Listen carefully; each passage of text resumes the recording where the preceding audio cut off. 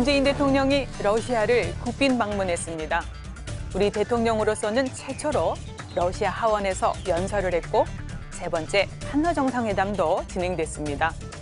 한반도 평화 정착을 위한 한러 협력 성과는 무엇일까요? 국방 포커스 지금 시작합니다.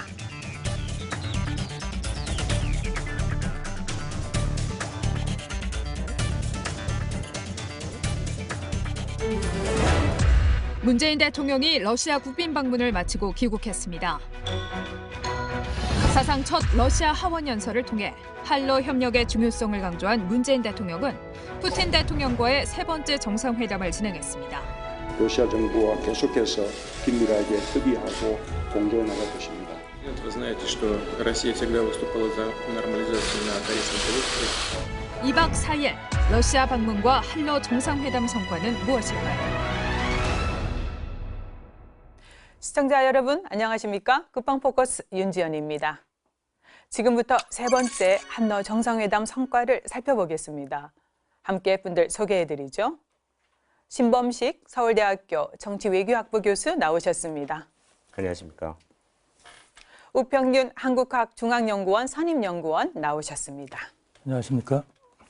김영준 국방대학교 안전보장대학원 교수 나오셨습니다. 안녕하세요. 문재인 대통령이 2박 4일 러시아 국빈 방문을 마치고 귀국했습니다. 러시아 방문은 취임 이후 두 번째지만 국빈 방문은 김대중 전 대통령 이후 무려 19년 만입니다. 문재인 대통령의 국빈 방문 의의는 무엇일까요? 네, 신 교수님 좀 말씀해 주시겠습니까? 네, 말씀하신 것처럼 문재인 대통령께서 19년 만에 국빈 방문을 했다고 하는 것이 중요한 화두가 되고 있는데요. 네. 사실은 그 사이에도 저희 정상들께서 러시아를 방문했던 적은 있습니다. 그런데 이번 방문이 국빈 방문이기 때문에 더 많은 주목을 받는 것 같습니다. 예.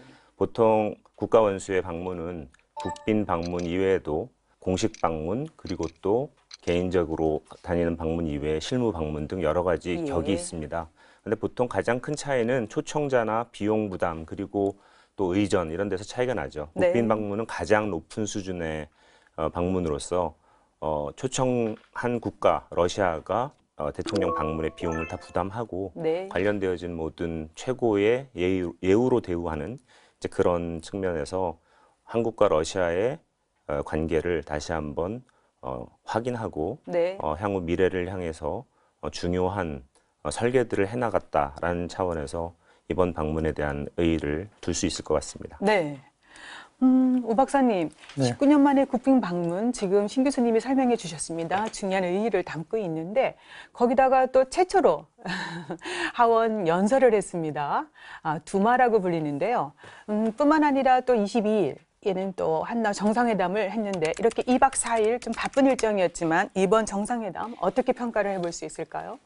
네, 말씀하신 대로 우리나라 대통령으로서 이제 처음 국가 두마에서 연설을 하셨죠. 그래서 그 연설 내용이 상당히 러시아 사람들에게 정서에 맞는 접근하기 좋은 내용들, 또 양국 간의 이제 공감대를 넓힐 수 있는 그런 좋은 내용들로 채워져서 네. 이 두마 의원들의 이제 환대를 많이 받았다고 생각이 됩니다. 그리고 이제 최근에 남북회담 또 한미 정상회담에 이어서 이제 이 한러 회담을 통해서 우리 정상회의의 외연을 넓히고 네. 북핵 문제와 한반도 평화 체제를 수립하는데 한 걸음 더 나가는 네. 하나 이제 교두보를 쌓은 그런 회담으로 이제 평가가 가능하다고 봅니다. 네, 전반적으로 굉장히 긍정적인 네. 평가를 해주셨습니다. 약 18분간의 하원 연설을 했는데 하원 의원들의 환대 그리고 러시아와 한러 관계를 과거, 현재, 미래를 좀 다 언급하지 않았나 싶은데요. 교수님은 어떻게 평가하십니까? 전 너무 좋았습니다. 제가 사실 학교에서 러시아 군사 전략, 국방 정치 이런 과목들을 가르치는데요.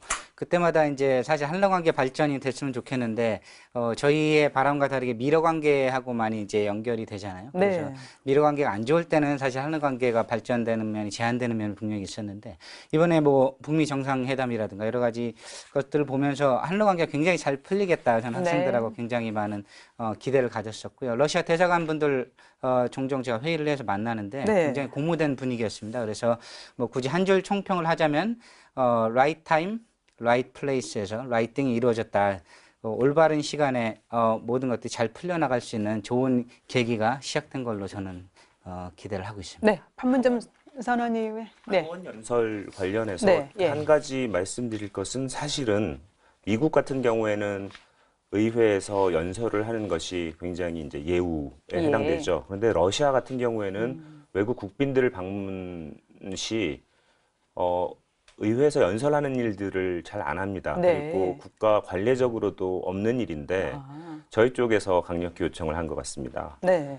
그런데 이제 러시아 입장에서는 다소 좀 당황스러웠던 일이었는데 네, 생소한 점도 있었겠네요. 네, 맞습니다. 네. 그런데도 불구하고 예. 그것을 허용해주고 네. 그리고 또 대통령의 연설에 대해서 하원 의원들이 굉장히 긍정적으로 네. 반응을 보여줘서 그만큼 여유를 가지고 우리에 대한 우호, 환대 이런 것들을 표현해 준 게 아닌가 싶습니다. 그러니까 하원 연설 그 자체만으로도 상당한 상징성을 가지고 있다라고 볼 수 있겠습니다. 네, 제가 아는 걸로는 예. 거의 외국 원수로는 네. 처음으로 의회 연설을 한 것으로 알고 있습니다. 예.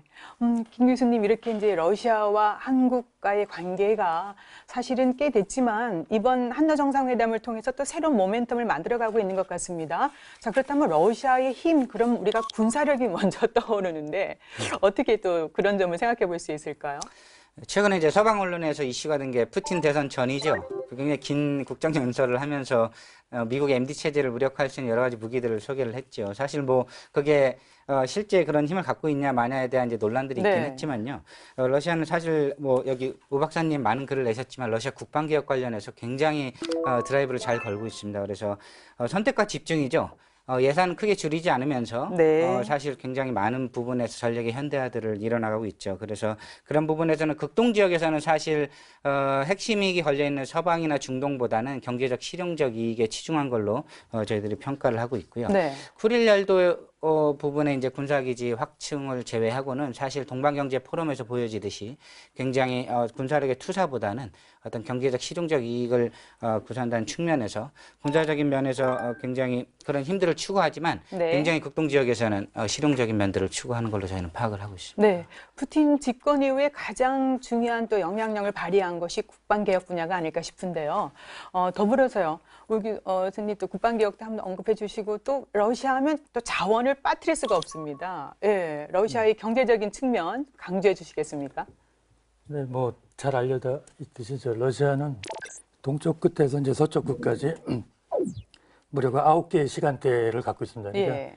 영토가 넓다 보니까 당연히 그 자원도 많을 수밖에 없고 또 매장량에 있어서도 그 세계 최대를 자랑하는 것들이 많습니다. 그 석유나 이제 천연가스 같은 것이 이제 대표적이죠. 네. 예를 들어서 이제 그 가스 같은 경우를 보면은 우리나라와 관계를 보면은 우리나라는 세계에서 세 번째로 많이 그 LNG, 액화 천연가스를 수입하는 나라고 예. 러시아는 매장량이 세계 2위의 이제 그 자원 국가죠. 기존에 우리나라는 중동이나 동남아 그리고 러시아, 미국 이런 그 나라에서 이제 그 가스를 많이 수입했는데 네. 지금 그 주 수입원인 그 중동에서 매장량이 이제 점차 줄어들고 있습니다. 그래서 앞으로 우리가 이제 그 대체 그 수입처를 생각할 때 러시아가 이제 그 유력할 수밖에 없는 이유가 지리적 인접성 그리고 네. 경제적 측면에서 대안이 될 수 있다 이렇게 전문가들이 많이 분석하고 있죠. 네. 그래서 만일에 이 가스 사업이 남북 간에 이제 잘 돼서 우리가 만일에 공급을 받는다면은 네. 2027년부터 한 185만 톤에서 한 네. 900만 톤까지 수입을 늘릴 수 있다 이런 그 분석들이 나오고 있습니다. 네, 그렇군요.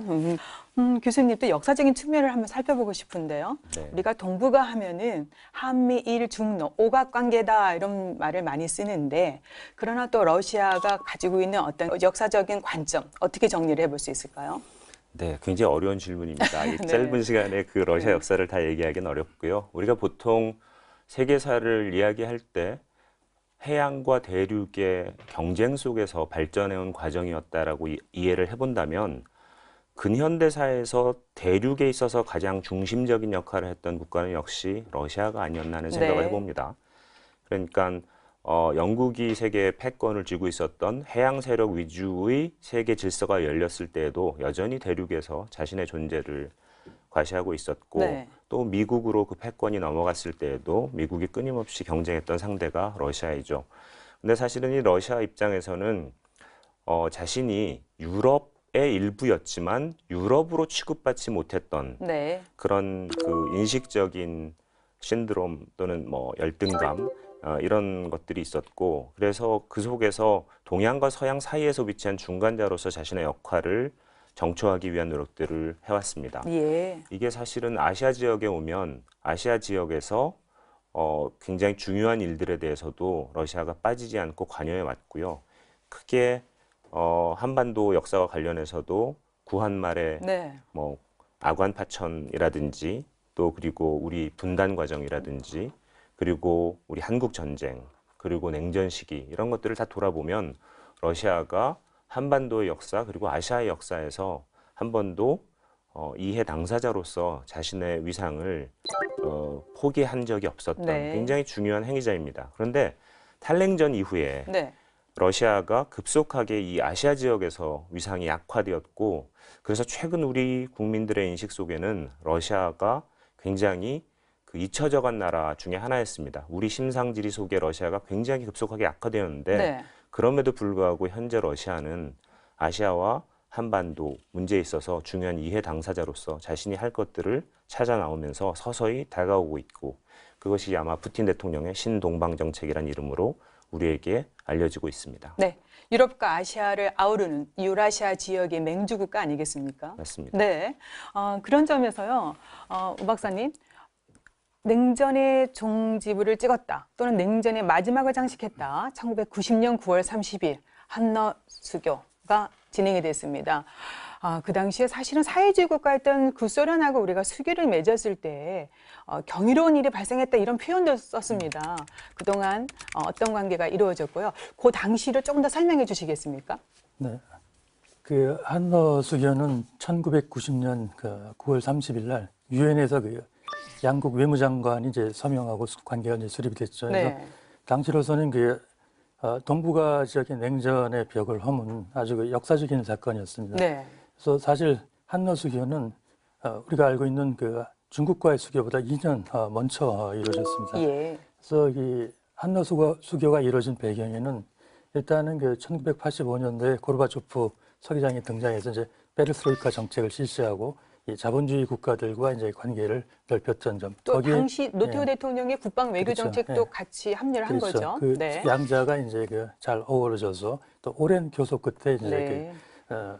수교가 성립이 됐죠. 그래서 당시에는 그 경제 협력과 이 수교 그 관계 형성을 일종의 뭐 딜처럼 이렇게 해서 한국이 이제 그 차관을 제공하는 정식으로 진행이 됐습니다. 그래서 당시에 이 우리나라 그 외환보유고의 15%에 해당되는 30억 불을 이제 그 예. 러시아에 이제 그 빌려줬죠. 그리고 이후에 이제 약 20년 이상 관계가 지속되면서 양국 간의 교역이나 인적 교류 이런 것이 엄청나게 늘어났죠. 그래서 예. 인적 교류는 뭐 한 130배, 아니죠. 교역은 한 130배 이상 늘어났고, 인적 교류도 한 30만 명을 상회하는 그런 네. 그 수준까지 됐습니다. 근데 이제 2014년 그 우크라이나 위기와 또 그 서방 제재를 받고 국제 정세가 조금 변하면서 러시아가 이제 경제를 타격을 받고 한너 간에도 약간 그 교역이 주춤하고 있습니다. 네. 그래서 지난 그 22일 날 그 정상회담을 하고 23일 날 모스크바에서 이제 비즈니스 포럼을 했죠. 예.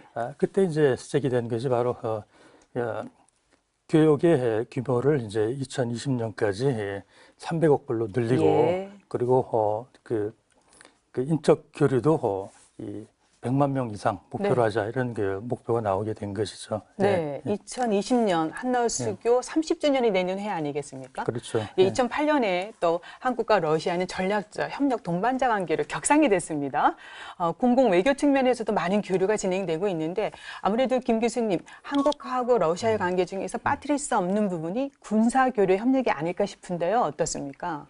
저희 기억에 남아있는 군사교류 협력은 최근 이제 냉전 이후에 우 박사님 말씀하신 불검 사업이 있죠. 네. 사실 그쪽하고 우리는 무기 체계들이 다르기 때문에 지금 굉장히 실패한 부분으로 좀 기억에 남습니다. 왜냐하면 저희는 미군 무기 체계이고 그쪽에서 무기 사업을 어떤 구매와 수요를 통해서 이제 공급되는 어떤 시장 형성이 아니라 국가에서 지도하는 사업이기 때문에 저희 방위사업청 관계자분들이나 가시면 굉장히 좀 어렵다고 토로를 하세요. 네.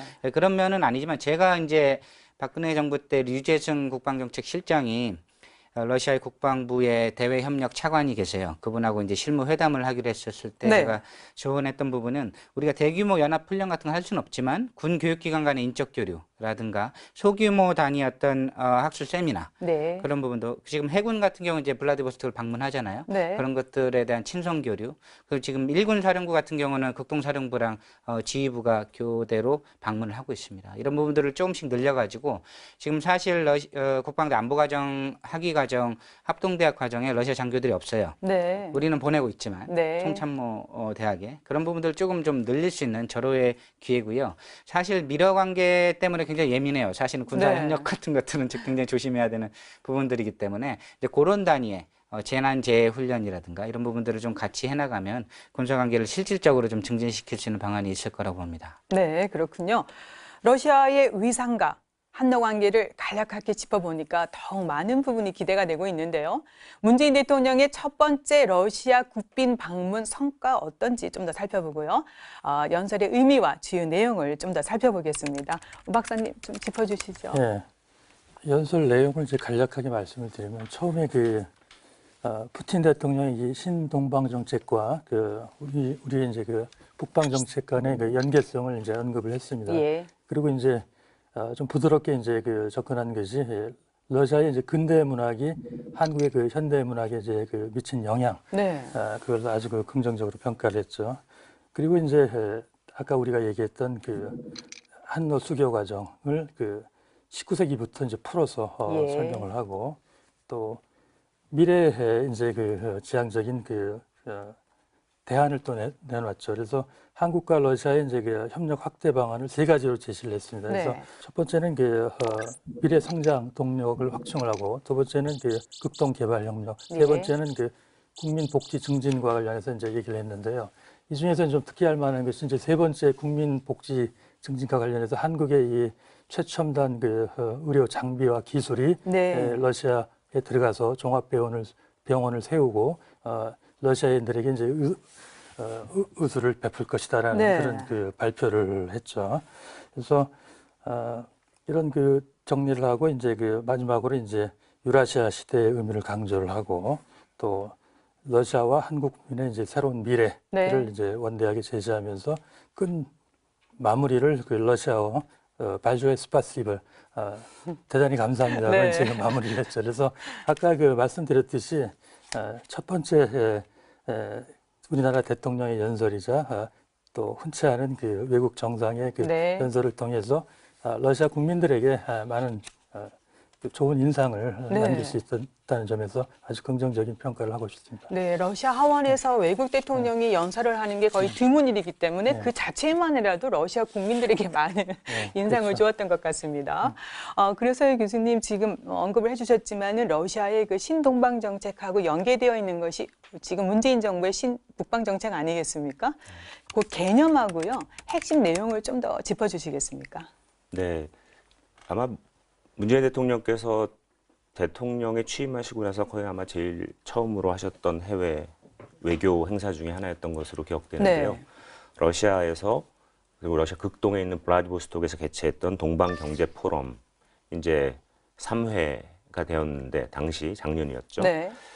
거기에 참석을 하셨습니다. 그런데 이제 이 동방 경제 포럼이라는 것이 어떤 것인가 하면 러시아가 아까 말씀드렸던 것처럼 이제 유럽과 아시아 사이에서 늘 중간 국가로서 이 아시아적인 모티브, 유럽적인 모티브를 다 종합해서 유라시아 국가로서 성장해 나가겠다라고 하는 그런 의지를 가지고 있어 왔던 건 사실이지만 네. 늘 아시아가 부차적인 취급을 받아왔던 것도 사실입니다. 그런 이제 러시아가 각성을 한 거죠. 네. 아시아가 지금 성장하고 있고 아태 지역이 21세기 미래 지구 질서의 중심이 된다라고 하는 인식을 했기 때문에 이곳에 오지 않으면 안 된다라고 네. 하는 인식을 가지게 된 것이고요. 그래서 본격적으로 극동 시베리아를 개발함으로써 아태 지역 진입하기 위한 러시아의 국가 전략적인 커다란 대전환 네. 같은 것들을 시도한 것입니다. 그래서 이 지역 국가들과의 구체적인 협력들, 경제적인 협력들을 위한 일종의 토론의 장을 마련한 것이고 네. 그것이 동방경제포럼입니다. 그런데 이곳에 이미 시진핑 주석도 1회에 참석을 했고요. 예. 2회부터는 아베 총리도 지속적으로 참여하고 있었고 한국에서는 박근혜 대통령께서 2회에 참석을 하셨죠. 그런데 이제 문제는 중국은 이미 적극적으로 러시아와의 협력을 시작을 했고 네. 일본도 상당히 조심스러운 입장을 철회하면서 이제 적극적으로 러시아의 극동 개발에 진출을 하려고 나가고 있는데 네. 한국은 러시아 입장에서는 가장 좀 여러 면에서 매력적인 파트너인 것은 분명하지만 뭔가 할 것 같은데 해주지 않는 이런 네. 아쉬움이 있던 나라였습니다. 그런 그 한국의 대통령, 문재인 대통령께서 방문을 하셔서 자, 이제 우리가 지금까지 여러 가지 논의를 해왔다. 쭉 정리해 보니까 네. 이렇게 9개 정도의 분야에서는 한국과 러시아가 확실한 성과를 낼 수 있을 것 같다. 그래서 우리는 이 9개의 다리를 러시아와 한국 사이에 놓고 그래서 한국이 대륙으로 연결되어지고 뻗어나가는 중요한 통로로 삼겠다라고 예. 했던 것이고요. 그 9개의 그 분야가 제가 암기에 약해서요. 살짝 보고 말씀드리면 네. 가스, 네. 항만, 전기, 철도, 북극 항로 개발, 조선, 일자리, 농업, 수산업입니다. 거의 뭐 전 분야 아니겠습니까? 맞습니다. 그런데 네. 이렇게 여러 분야에 걸쳐서 한국과 러시아가 상호 보완적인 서로 윈윈을 할 수 있는 다양한 협력의 프로젝트들이 있다는 것이고 네. 지난 거의 30년 다 돼가는 이 수교 기간 동안에 이 분야에 대한 많은 연구들도 있었습니다. 예. 그런데 실질적으로 이루어진 것들은 굉장히 적어요. 그러니까 성과가 없었다는 맞습니다. 얘기잖아요. 네. 연구도 했고 하면 괜찮을 것 같은데 네. 뭔가에 의해서 발목을 잡혀서 네. 실질적인 협력을 이루지 못하다가 이번 문재인 대통령께서 지난 방문, 그다음에 이번에 국빈 방문을 통해서 이 9개 분야에 본격적인 협력을 시작하되 구체적인 문제들을 스터디도 하고 네. 그래서 정말 실질적인 성과를 거두는 협력을 시작해보자라고 제안을 하신 거죠.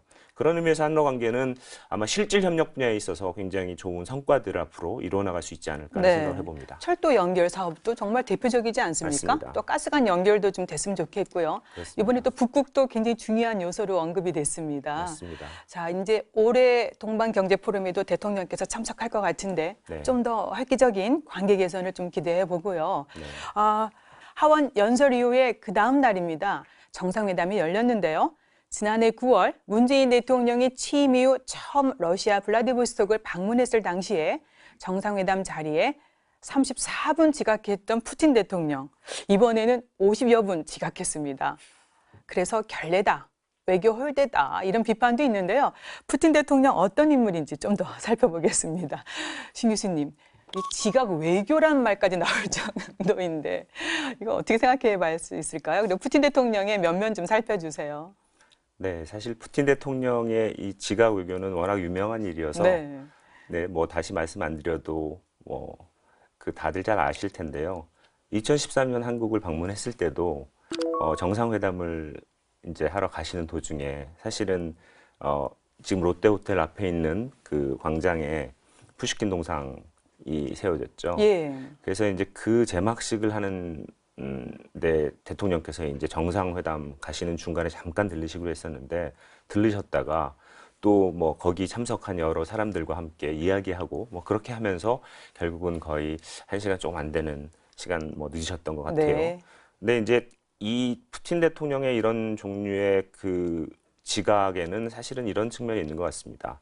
일종의 이제 뭐 일부 해석하기로는 러시아가 굉장히 고압적인 외교를 하고 있고 네. 이렇게 결례 같은 것들도 우리는 뭐 자연스럽게 행할 수 있는 그런 나라다라는 걸 보여주려고 한다라고 생각을 하지만 그런 측면보다는 푸틴 대통령 개인이 굉장히 실질적인 사람입니다. 그래서 어떤 시간에 맞춰서 성과를 내지 못하는 일들이 그냥 지나가는 것들을 보지 못하고요. 네. 일단 한번 얘기를 하고 같이 대화를 시작하면 뭔가 아주 실질적인 이야기를 나누기를 원하는 그런 성격이 있습니다. 네. 그래서 그런 성격 때문에 그 앞에 있는 일정들을 쭉 소화하다 보면은 이제 그런 그 조금씩 그 지체가 발생을 하는 것 같습니다. 그런 걸 개의치 않는다 뭐 네, 이런 얘기. 좀 그런 면에서는 굉장히 실질적이고 형식에 대해서는 상당히 좀 유연한 사람이라고 보는 게 맞을 것 같고요. 네. 특히 지금 러시아에는 월드컵을 네. 개최하고 있습니다. 그래서 이 월드컵을 개최하면서 많은 정상이나 그 해외 기빈들이 방문을 해 있는데 네. 러시아 자체 내 일정 그리고 여러 손님들과의 일정 이런 것들 때문에 굉장히 바쁜 일정을 보내는 가운데 그래도 그 와중에 한국 대통령의 방문을 굉장히 중요한 우선순위를 두고 대했다는 점에서 네. 도리어 러시아로서는 많은 그 성의를 보이고 노력을 한 게 아닌가 그런 생각이 들고요.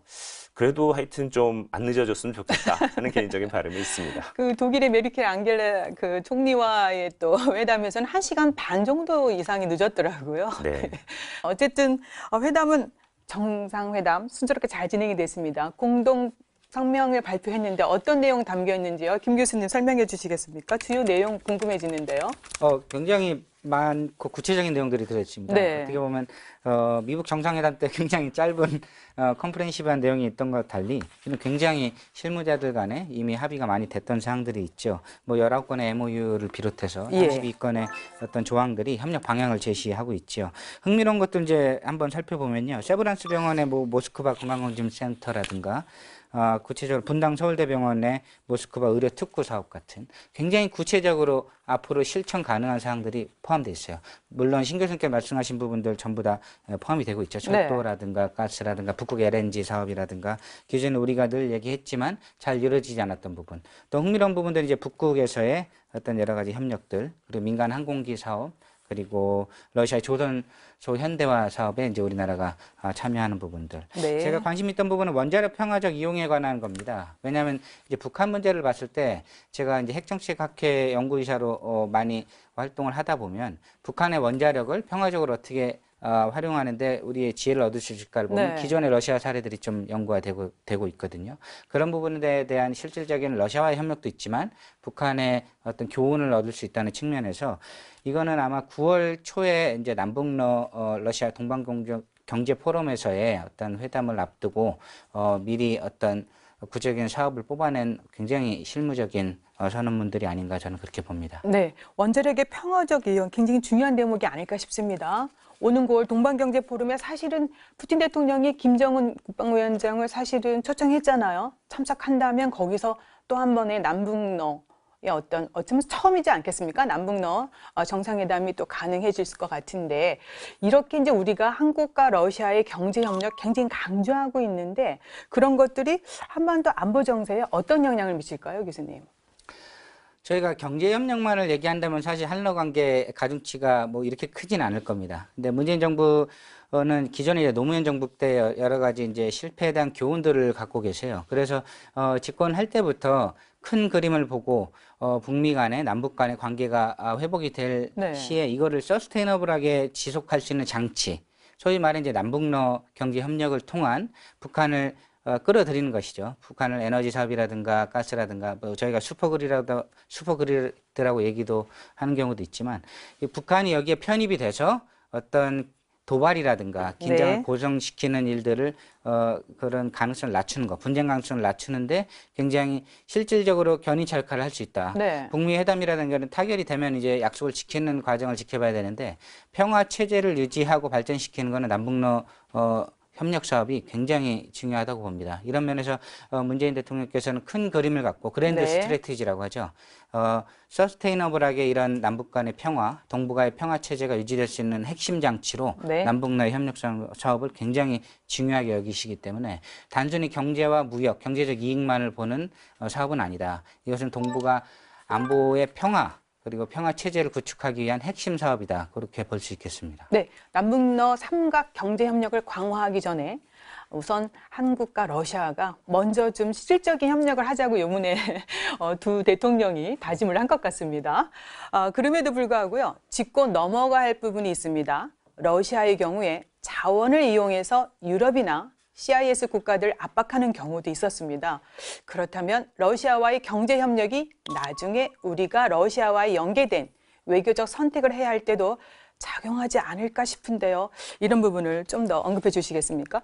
네, 사실은 그 저에게 주어진 직전 질문에서도 그렇고 지각대장 푸틴, 네. 뭐 그다음에 이제 그 자원을 무기화해서 압박하는 러시아 이런 좀 부정적인 러시아 이미지들과 관련된 질문이 있는데 이 후자와 관련해서는 저는 일단 조금 우리 인식의 교정이 필요하다는 생각은 드는 게요. 걱정 안 해도 될까요? 걱정을 안 해도 된다는 말씀이 아니라 러시아가 그런 조치를 취했다. 가령 우크라이나를 통과해서 유럽으로 들어가는 가스관을 잠궜다라고 했을 때 사실은 유럽에 대해서 한 조치가 아니고 우크라이나에 대해서 한 조치이고 그 사이에서는 분명히 그 가격 협상 과정과 그다음에 그 적정한 가스에 대한 가격 지불 같은 것들을 계속 우크라이나가 지체하면서 네. 나타났던 문제들이 있었고 그에 대한 조치였고 그렇기 때문에 이것이 러시아가 아무런 원칙도 없이 무도하게 이런 것들을 활용하는 나라다라고 생각하는 오해를 가져온 측면이 있습니다. 네. 도리어 이런 그 중간 국가들이 가지고 있는 불안정성 때문에 도리어 이제 독일 같은 나라는 아예 발트해 해저로 가스관을 깔아서 직접 노르드스트림이라고 하는 그 가스관을 깔아서 직접 그 가스를 러시아에서 수입해 가기도 하고 있거든요. 지금. 네. 그건 무슨 얘기인가 하면 러시아는 안정적인 공급자이고 그 약속에 따라서 공급하는데 문제가 없는데 이제 중간 통과국의 문제라든지 이런 것들이 네. 야기될 수 있고 그런 의미에서 북한이 그런 역할을 할 수 있지 않느냐 하는 우려가 있었던 것이죠. 네. 그래서 러시아를 제가 너무 옹호하는 것 같이 보이지만 좀 사실관계는 짚어야 할 것 같고요. 특히 러시아가 가지고 있는 이제 이런 그 경제적인 그리고 자원을 활용한 외교가 한국에게 족쇄가 되어서 다가올 수 있지 않을까. 특히 남북러 가스관 경우에 이제 그런 우려가 있을 수 있는 건 사실입니다. 그러나 가스관이라는 것 자체가 기술적으로 검토해 보면 중간에 이렇게 뭐 그 구멍을 내서 네. 가져간다든지 뭐 탈취 이런 네. 얘기 나왔었잖아요. 그 기술적으로 거의 불가능한 네. 얘기들입니다. 그 가스관은 고압으로 그 압출하고 그 받는 스테이션 사이에서 고압이 작동하면서 짧은 시간 안에 이동되어지는 그런 네. 그 체제이기 때문에 잘못 뚫었다가 폭발 사고 나고 굉장히 커다란 문제가 생깁니다. 그래서 사실 기술적으로 거의 힘든 문제고요. 이런 문제와 관련된 우리의 오해들은 좀 불식될 필요가 있지 않을까 싶고요. 도리어 이런 그 남북러 가스관과 같은 그 형태의 남북러 경제협력 사업이 북한에게 긍정적인 영향을 미쳐서 네. 국제사회와 국제적인 경제 체제에 정상적인 국가로 함께 협력하는 국가가 되도록 만든다는 점에서 네. 우리가 신중하게 잘 추진해야 할 그런 좋은 정책적 대안이라 생각합니다. 남북러 가스관 연결 이건 벌써 MOU를 체결한 지 꽤 됐는데 네. 역시 중요한 것이 이제 북한 변수가 아닐까 싶습니다. 맞습니다. 네. 사실은 북한 측에서도 이 부분은 상당히 원하고 있는 것으로 이야기를 하고 있습니다. 이번에 러시아에 잠깐 가서 관련자들을 만나면서 들은 이야기에 의하면 가스프롬 측 그 인사들의 이야기에 의하면 사실은 북한 입장에서는 이 가스관 연결을 굉장히 바라고 있다라고 이야기를 하고 있습니다. 그런데 문제는 이제 사실은 한국이 가스 소비국으로서 어떤 에너지 안보의 관점에서 러시아 가스를 활용할 것이냐 하는 문제가 사실은 정리가 안 된 부분이 있습니다. 그래서 이 부분에 대한 오해들을 불식할 필요가 있는 게 러시아가 문제가 많아서 우리가 또는 북한의 문제 때문에 우리가 못 가지고 들어온다라는 문제가 아니고 네. 사실은 우리의 에너지 문제 그리고 가스 안보와 관련해서 새롭게 개발된 셰일 가스를 어떻게 가져올 건지 네. 아니면 러시아의 그 PNG 사업을 통해서 러시아의 가스를 가지고 들어올 건지 네. 아니면 북극에 있는 러시아의 LNG 가스를 수입할 건지 등등등 고려할 것들이 많습니다. 예. 따라서 이런 그 우리의 에너지 안보와 그다음에 가스 정책 그리고 에너지 수급 계획 이런 것들이 잘 정돈될 필요가 있고요. 네. 여기에 따라서 북한과 러시아와 같이 맞춰볼 수 있는 협력의 형태를 구상해보는 게 필요한데 지금 현재 상태는 러시아의 PNG 가스를 수입하는 것 자체가 우리한테 긍정적인 측면이 있다라는 쪽에서 검토를 시작한 것이고 네. 그게 만약에 현실화될 수 있다면 굉장히 좋은 북한에 대해서 그리고 한러 관계에 대해서 굉장히 좋은 효과를 낼 수 있을 것이라고 기대는 됩니다. 앞으로 좀 기대를 좀 더 해보겠습니다. 이번에 3차 정상회담에서 그런 부분까지 논의가 됐지 않나 싶은 생각도 다시 한번 해보고요. 네. 오 박사님, 공동 성명문을 보면은 이제 푸틴 대통령이 판문점 선언을 환영한다. 그리고 한반도의 완전한 비핵화에 대해서 푸틴도 다시 한번 재확인하고 지지를 해줬습니다.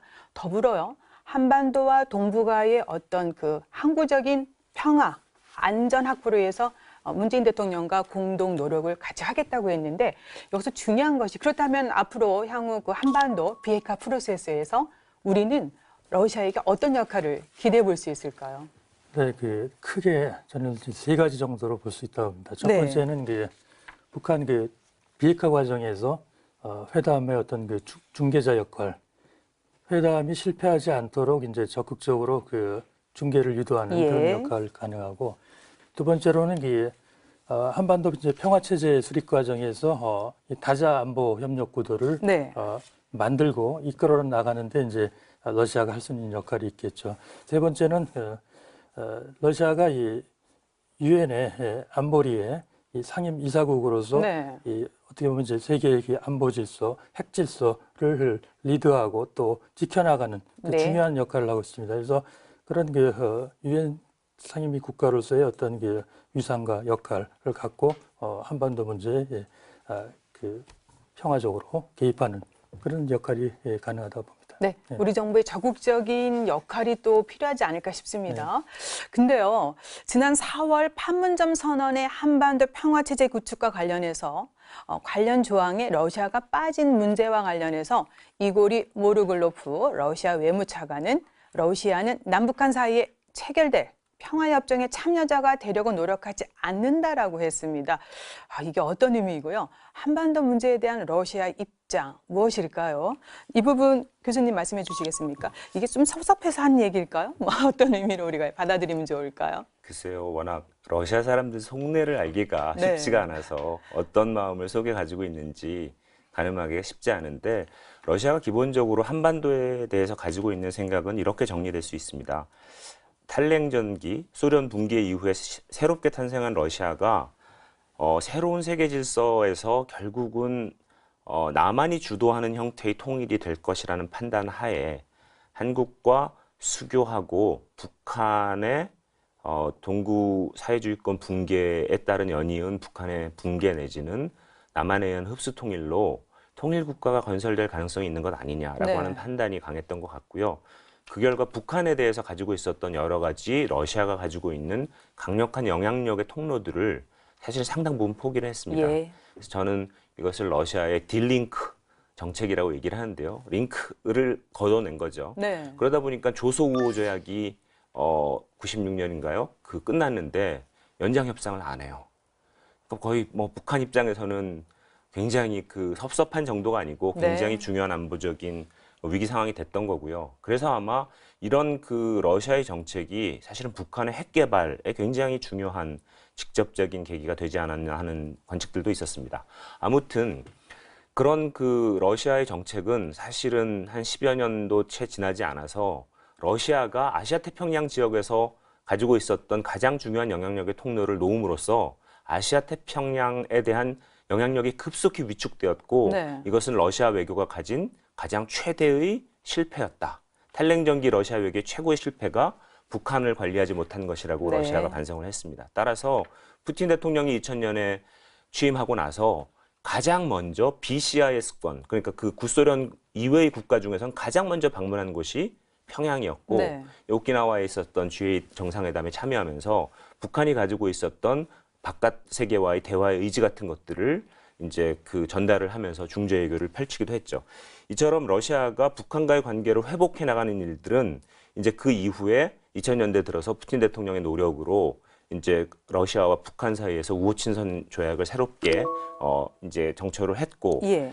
그런데 이제 이게 일종의 국가의 틀을 만든 거라면 사실은 실질적인 협력을 위해서는 북한과 러시아 사이에서의 채무 문제가 해결되어야 됐습니다. 예. 근데 이 채무 문제가 해결되기까지 굉장히 시간이 걸렸고요. 근데 이거 해결됐잖아요. 2012년에 와서야 네. 해결이 된 겁니다. 즉 무슨 얘기인가 하면 러시아가 북한과의 관계는 러북 관계 자체에만 의미를 가진 게 아니라 러북 관계의 군사안보적인 문제 그리고 경제적인 문제를 차곡차곡 해결해 가면서 한반도에 대한 영향력의 통로를 꾸준히 증대시켜 왔다는 것을 의미를 하고요. 네. 따라서 한국 문제, 한반도 문제는 러시아가 아시아 태평양을 향해서 들어오는 데 있어서 굉장히 중요한 문제로 인식하고 있다는 겁니다. 그런데 한반도 평화체제를 만드는데 우린 빠져도 괜찮다? 이게 무슨 얘기일까요? 그 얘기는 러시아로서는 이 종전선언과 전쟁을 종전 체제를 휴전 체제를 평화 체제로 바꾸는 과정에서는 공식적인 휴전 협정의 공식 당사자였던 국가들이 앞서서 이 문제를 처리하는 것이 맞다라고 인정을 하는 겁니다. 네. 이 과정에 물론 뭐 군대도 되고 뭐 그 스탈린이 여러 가지 뒤에서 분명히 실질적인 전쟁의 주역이었음에도 불구하고 자신은 공식적으로는 관여 안 했기 때문에 네. 이 문제를 평화체제로 전환하는 데 있어서 필요한 평화선언이라든가 이런 것들에선 러시아가 들어가지 않아도 좋다. 다만 그 이후에 한반도 문제가 예. 좀 더 안정화되고 평화체제를 보장하고 그 이후에 다자적인 안전보장체제로 발전하는 과정에는 예. 러시아가 빠지지 않고는 안 될 것이다라는 게 러시아의 기본적인 입장입니다. 네, 그렇군요. 지속적으로 제기됐던 남북러 철도 연결 사업에 대한 내용도 있습니다. 그런데 우호적인 여건이 확보되는 대로 한반도 내 대규모 인프라 프로젝트 실현은 동북아의 평화와 번영에 기여할 것이라는 공동 이해에 입각해라는 조건 있습니다. 이게 어떤 의미로 우리가 또 해석을 해볼 수 있을지요? 신 교수님 의견 주시겠습니까? 사실은 남북러 협력이라는 것이 가지고 있는 이 지역 안보에 대한 의미는 굉장히 지대하다고 할 수 있습니다. 그런데 항상 북한 변수를 또는 북한 문제를 어떻게 풀어가느냐 하는 문제가 남북러 협력의 핵심적인 과제이고요. 이것은 남북러 협력뿐이 아니고 동아시아 또는 동북아의 안보 문제를 풀어가는 데 있어서 굉장히 중심적인 문제가 되죠. 네. 그래서 사실 안보가 먼저냐, 경제가 먼저냐 이 네. 문제를 가지고 사실 뭐 학자들 사이에 갑론을박이 있습니다. 둘이 밀접한 관계가 있다. 그래서 경제로 안보를 끌어낼 수도 있다. 그렇게 생각하는 자유주의자들도 있고 안보 문제가 해결이 안 되면 절대 경제 문제는 풀 수 없다라고 네. 하는 현실적인 사고를 하는 분들도 있습니다. 뭐가 맞느냐? 그건 아직도 아무도 모르는데요. 한반도에서는 과연 어떻게 풀려갈 것이냐 하는 문제가 굉장히 중요한데 적어도 지금 한국과 러시아가 가지고 있는 인식은 이 실질적인 협력을 통해서 안보적인 위기 또는 긴장 등을 풀어나갈 수 있을 것이다라는 네. 데는 어느 정도 인식을 공유하고 있다고 보여집니다. 그런데 사실 한국이 한 30여 년간 계속 추구해온 북방 외교라고 네. 하는 커다란 의미에서의 그 대륙을 향한 외교에 있어서 늘 우리의 발목을 잡았던 건 북한 문제입니다. 가령 1972년에 있었던 6.23 선언도 어떤 의미에서는 커다랗게 북방을 향한 외교였고요. 네. 또 아까 말씀하신 노태우 정부의 우리의 북방 정책도 본격적인 외교였고 또 그 이후에 있었던 뭐 노무현 정부 시절이나 아니면 지금 현재 문재인 정부가 추구하고 있는 신북방 정책도 커다란 의미에서는 다 북방을 향한 외교인데 네. 이 북방 외교는 사실 두 가지의 목표를 가지고 있습니다. 하나는 한국이 반도에 위치한 국가로서 뭐 오랫동안 바다만 바라보고 살다가 이제는 대륙과의 연계성을 회복함으로써 네. 반도 국가로서 중간 국가로서 가지고 있는 자기 포텐셜을 실현해 나가겠다라고 하는 의지의 표현인 거거든요. 그런데 이런 그 대륙과의 연계성을 강화해 나가는 하나의 목표가 있다면 또 하나는 이 정책을 통해서 북한이 변화하고 네. 개혁 개방으로 나오는 것을 돕겠다라고 하는 목표가 있습니다. 그런데 문제는 이 두 개의 목표가 동시적으로 추진되어지고 함께 시너지를 내야 되는데 많은 경우에 북한의 효과에만 집중을 하면서 저는 뭐 이걸 북한 환원주의라고 부르는데 네. 이 북한 환원주의에 덫에 빠져서 한국의 그 대륙을 향한 그 커다란 의미에서의 북방 외교는 지난 30여 년 동안 잘해야 한 절반의 성공밖에 거두지 못했습니다.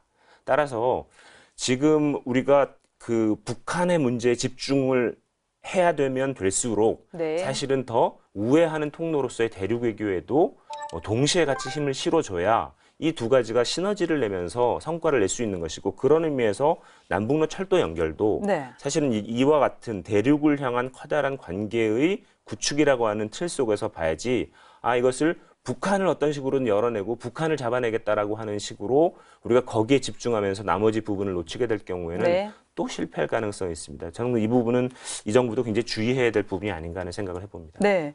그래서일까요? 오 박사님, 신북방 정책은 사실은 중국의 1대1로 정책 지금 활발하게 진행이 되고 있고 또 몽골이 추구하는 것이 초원의 길 이니셔티브 아니겠습니까?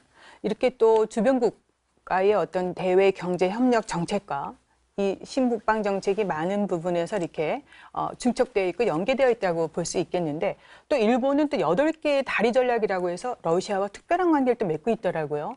어떤 전략이 필요하고 어떤 부분에서 또 이해가 상충되는지 이런 부분 짚어주시겠습니까? 네, 그 중국의 1대1로를 예를 들어서 말씀을 드리죠. 네.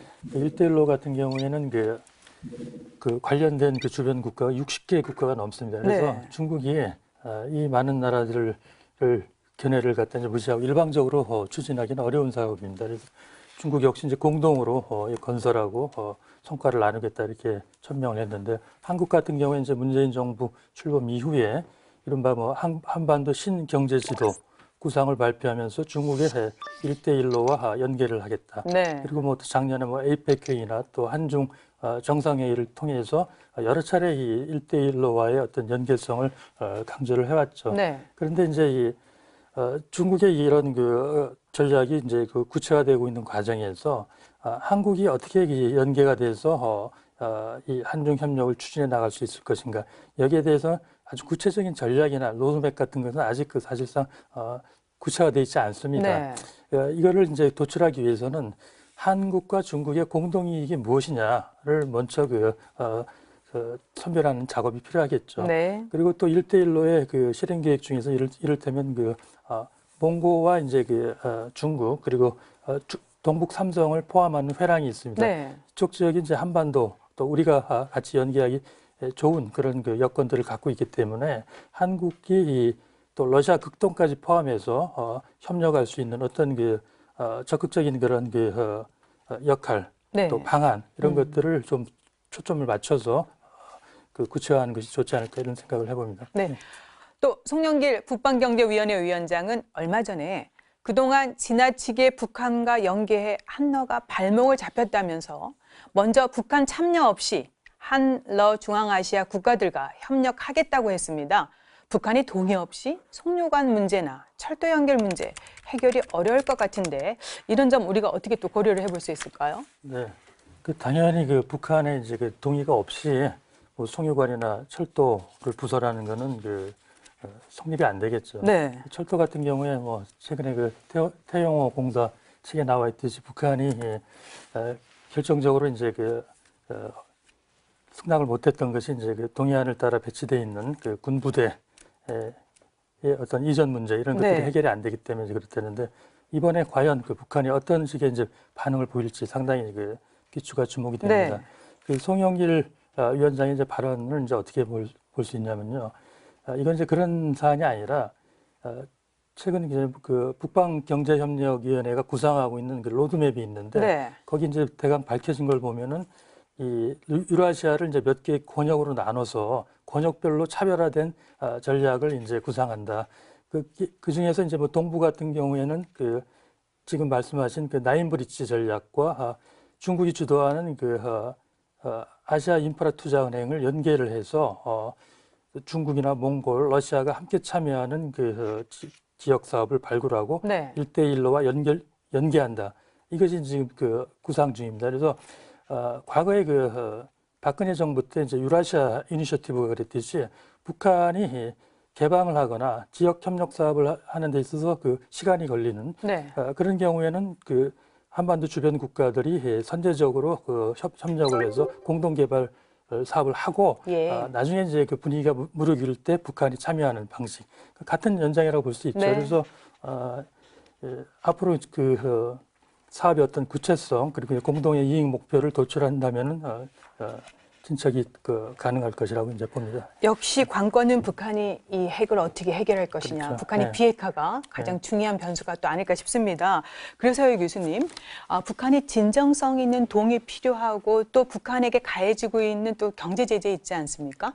거기다가 또 미국의 또 러시아 경제 제재 이런 것들이 이런 협력 사업에 우리는 또 많은 변수고 걸림돌이다. 이렇게 우리 얘기를 해볼 수 있겠는데 그래서 이제 신북방 정책 정말 실행이 가능한 건지 그거를 위해서 우리는 어떤 추진 계획을 가져야 될지 이런 부분 좀 언급을 해주시겠습니까? 예, 사실은 지금 현대의 제재라는 것이 뭐 이렇게 포괄적인 제재의 의미보다는 굉장히 구체적인 기업과 기업의 활동과 임무에 대해서 주어져 있기 때문에 창의적으로 방법들을 찾아 나가면 사실은 그 갈 길들이 있습니다. 네. 근데 이제 그런 것들에 익숙하지 않은 우리 기업이나 우리 정부의 입장에서는 대러시아 제재의 국면에서 우리가 러시아와의 무슨 경제 협력을 한다 그러면 이거 좀 미국 눈치도 보이고 네. 그러니까 제가 조금 방송에 적절하지 않은 용어를 쓰겠습니다만 알아서 기는 이제 이런 그 현상들이 나타나는 네. 거죠. 따라서 만약에 우리 입장에서 정말 이게 필요하다고 생각되면 분명히 길을 찾아낼 수 있다고 네. 저는 생각을 하고요. 또 북한에 대한 제재도 마찬가지인 게 러시아가 나진 핫산 사업 프로젝트는 유엔에 의한 대북 제재의 대상에서 제외시켜 놨습니다. 근데 우리가 또 중단했잖아요. 근데 그건 우리가 알아서 예. 뺀 거죠. 네. 이제 이런 측면들은 다 뭐를 의미하는가 하면 제재라는 것이 우리한테 주는 부정적인 이미지에 비해서 네. 우리가 너무 알아서 기는 형태보다는 창의적으로 갈 수 있는 부분도 많고 이렇게 나올 때 러시아가 네. 함께 움직여줄 수 있는 측면들이 있다는 걸 얘기를 하거든요. 따라서 우리는 이런 어려운 조건 하에서도 남북러 협력 같은 것들을 추진하기 위한 굉장히 창의적인 외교를 구사할 필요가 있다는 것이 중요한 지점인 것 같고요. 네. 또 한 가지만 말씀드리면 이럴 때일수록 우리는 우리가 가동시킬 수 있는 모든 채널들을 다 가동해야 된다는 겁니다. 네. 예를 들자면 남북러 협력뿐이 아니고 한국과 중국과 러시아 사이에서 협력, 또 한국과 일본과 러시아 사이에서 협력, 네. 그리고 사실은 지금 문재인 정부가 하고 있는 굉장히 높은 점수를 줄 수 있는 부분이 한 번도 생각해보지 않은 한국과 북한과 미국 사이에서 협력을 통해서 지금 어려운 국면을 타개 나가고 있거든요. 네. 이처럼 다양한 종류의 3자 협력이나 소다자 협력을 활용하면 사실은 우리가 지금 어렵다고 생각되는 문제들을 풀어나갈 수 있는 길들을 찾을 수 있고요. 예. 이런 부분에 우리 외교력을 좀 더 집중해야 되지 않을까 싶습니다. 최근에 정부가 이 철도 협력 때문에 또 남북 철도 협력에 대한 어떤 그 논의가 좀 시작이 되지 않았습니까? 현대화 작업에 대해서도 지금 북한하고 논의를 하고 있기 때문에 네. 좀 조급해하지 말고 네. 좀 기다려보는 어떤 단계적인 노력이 필요하지 않을까 싶습니다. 그렇습니다. 자, 그래서요.